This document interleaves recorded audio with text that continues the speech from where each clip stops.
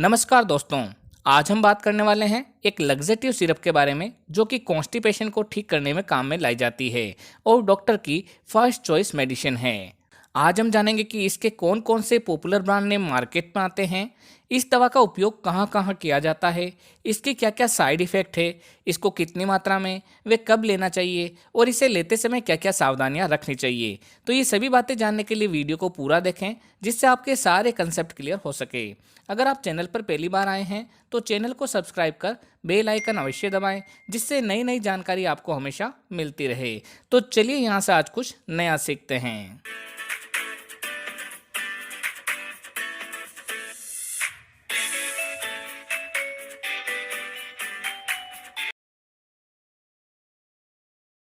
दोस्तों ये दवा एक लग्जेटिव सस्पेंशन है जो कि हमारे पेट में एक्स्ट्रा एसिड के सिक्रेशन को न्यूट्रलाइज करता है, स्टूल को सॉफ्ट करता है तथा साथ ही इंटेस्टाइन के पेरिस्टाल्टिक मूवमेंट को भी बढ़ाता है, जिससे कफ वाले मरीज में स्टूल सॉफ्ट होकर आसानी से पास हो जाता है।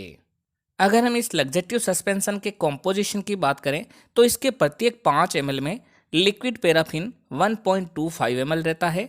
मैग्नीशियम हाइड्रोक्साइड जिसे हम मिल्क ऑफ मैग्नीशिया भी कहते हैं 300 मिलीग्राम पर 3.75 ml रहता है। वे सोडियम पिकोसल्फेट 3.33 मिलीग्राम रहता है।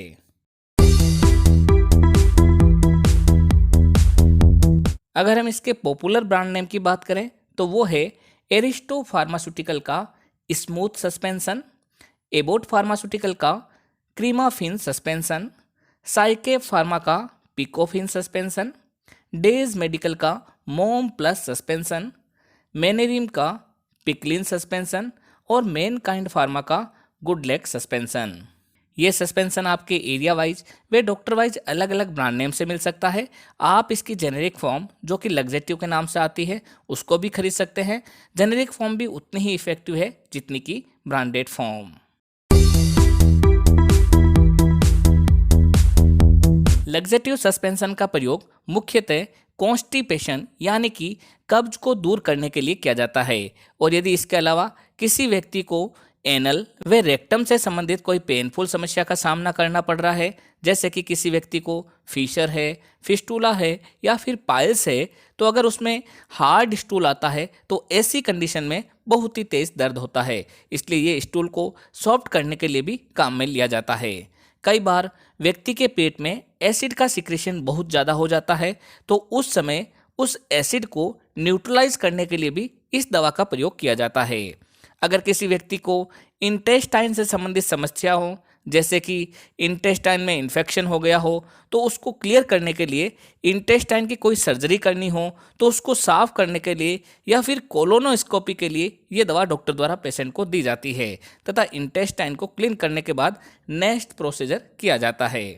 अगर किसी व्यक्ति के पेट का ऑपरेशन हो या सर्जरी हो या फिर किसी महिला में सिजेरियन डिलीवरी हो तो उस समय भी ये दवा दी जाती है जिससे मरीज को कॉन्स्टिपेशन ना हो तथा और किसी समस्या का सामना ना करना पड़े। ओवरऑल दोस्तों ये सस्पेंशन कॉन्स्टिपेशन से संबंधित सभी तकलीफों को दूर करने में काम में लाया जाता है।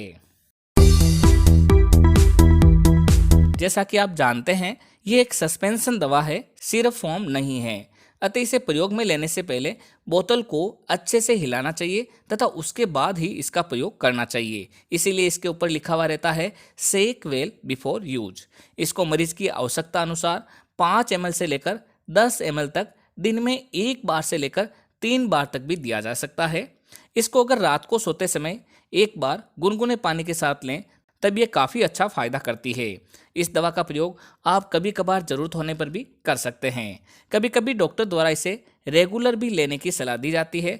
इसे हमेशा रेगुलर लेवें तब हमेशा डॉक्टर की सलाह के अनुसार ही लेना चाहिए, नहीं तो ये हमारे शरीर में अन्य नुकसान भी कर सकती है। 10 वर्ष से छोटे बच्चों में सामान्यतः ये सस्पेंशन नहीं दिया जाता है। गर्भवती महिला में सामान्यतः शुरुआत के 3 महीनों में इस दवा का प्रयोग नहीं लेने की सलाह दी जाती है।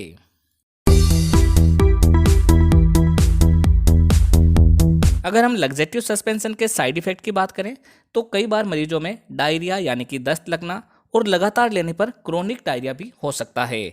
इसके अलावा मरीज के अंदर नोजिया होना, वोमिटिंग होना, लॉस ऑफ एपेटाइट यानी भूख का नहीं लगना, टायर्डनेस यानी कि थकान होना और डिजीनेस आदि सिम्टम्स हो सकते हैं। इसके अलावा और भी कोई सिम्टम्स लगे तो तुरंत इस दवा को बंद कर अपने डॉक्टर की सलाह लेनी चाहिए। तो दोस्तों ये थी जानकारी लग्जेटिव सस्पेंशन के बारे में। जब भी कोई दवा लें तो अपने डॉक्टर की सलाह से ही लें।